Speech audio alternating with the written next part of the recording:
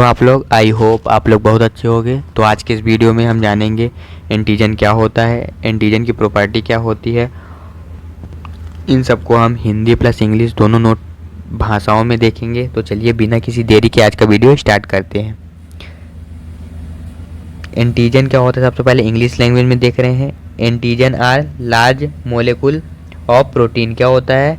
Large molecule of protein present on the surface of pathogen such as bacteria, fungi, virus and other foreign particle। ठीक, when these harmful agent enter the body it induce an immune response in the body for the production of antibody।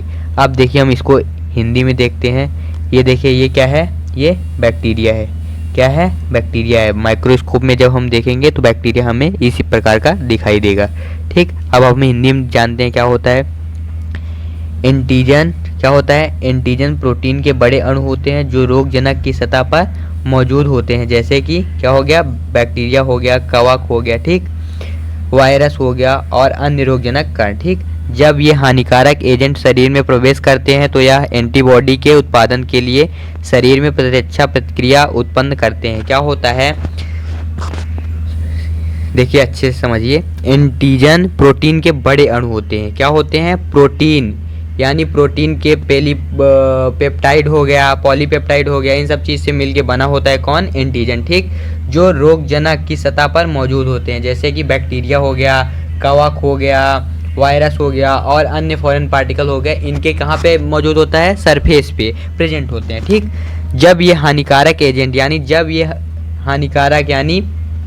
जो foreign particle हैं, जब ये हमारे body में inter करते हैं तो यह एंटीबॉडी के उत्पादन के लिए शरीर में प्रतिरक्षा प्रतिक्रिया उत्पन्न करते हैं। जैसे ये हमारे बॉडी में इंटर करते हैं वैसे हमारे इम्यून सिस्टम को पता चल जाता है और हमारा इम्यून सिस्टम क्या करता है? एक नया एंटीबॉडी डेवलप करता है जो उस फॉरेन पार्टिकल से लड़ने में हेल्प करता है। ठीक, अब एग्जाम्पल के लिए देखिए, जैसे ये किसका डायग्राम है? तो ये वायरस है। ठीक, अब देखिए एग्जाम्पल।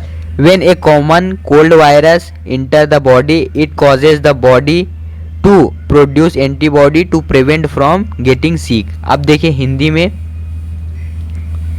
जब सामान्य सर्दी का वायरस शरीर में प्रवेश करता है तो यह शरीर को बीमार होने से बचाने के लिए एंटीबॉडी का उत्पादन करने का कारण बनता है। ठीक, देखिए जैसे ही सामान्य सर्दी, ठीक, हमें कोई सर्दी हो गई, ठीक, सर्दी का वायरस हमारे बॉडी में इंटर किया, तो जैसे ही हमारे बॉडी में कॉमन कोल्ड का ये वायरस इंटर किया वैसे ही हमारे बॉडी को पता चल गया। ठीक, जैसे ही हमारे बॉडी को पता चला तो इम्यून सिस्टम एक्टिव हुआ है। उस समय जैसे ही एक्टिव हुआ इम्यून सिस्टम, वो क्या करता है? एंटीबॉडी का प्रोडक्शन करता है। एंटीबॉडी का प्रोडक्शन किया तो फिर क्या हुआ? एक नया एंटीबॉडी डेवलप हुआ, जो क्या हुआ? जैसे ये है एंटीबॉडी, ठीक, यहाँ पे आके एंटीजन बाइंड हो गया। ठीक, एंटीजन बाइंड हो गया। अब ये क्या कर रहा है? एंटीबॉडी इससे लड़ रहा है। ठीक, कुछ टाइम के बाद क्या करता है? एंटीजन को ये मार देता है, जिससे हमारा सर्दी जो होता है कॉमन कोल्ड वो खत्म हो जाता है। इस प्रकार से क्या होता है?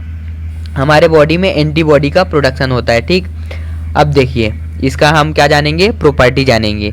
ये है प्लाज्मोडियम। ये क्या होता है? पैरासाइट होता है। ठीक, property of antigen. The properties of antigen are as follow. ठीक, एंटीजन के गुण इस प्रकार हैं। The antigen should be a foreign substance to induce an immune response. ठीक, प्रतिरक्षा प्रतिक्रिया उत्पन्न करने के लिए एंटीजन एक रोगजनक पदार्थ होना चाहिए। कैसा पदार्थ होना चाहिए? एक रोगजनक पदार्थ होना चाहिए। The antigen have a molecular mass of 14,000 to 6 lakh Dalton. क्या होता है? एंटीजन का आणविक द्रव्यमान 14,000 से 6 लाख डाल्टन होता है। ठीक, इसका जो एंटीजन का आणविक द्रव्यमान होता है, आणविक द्रव्यमान तो आप लोग पढ़े होंगे।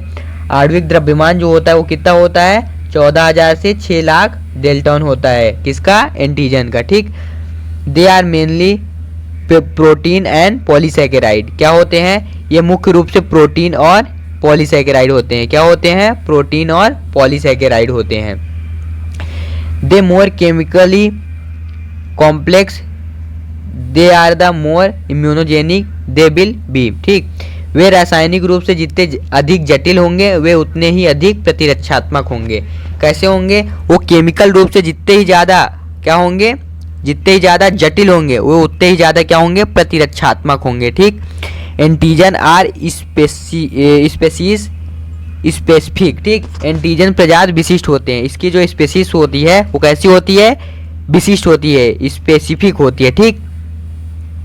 The age influence the immunogenicity very young and very old people exhibit very low immunogenicity. ठीक।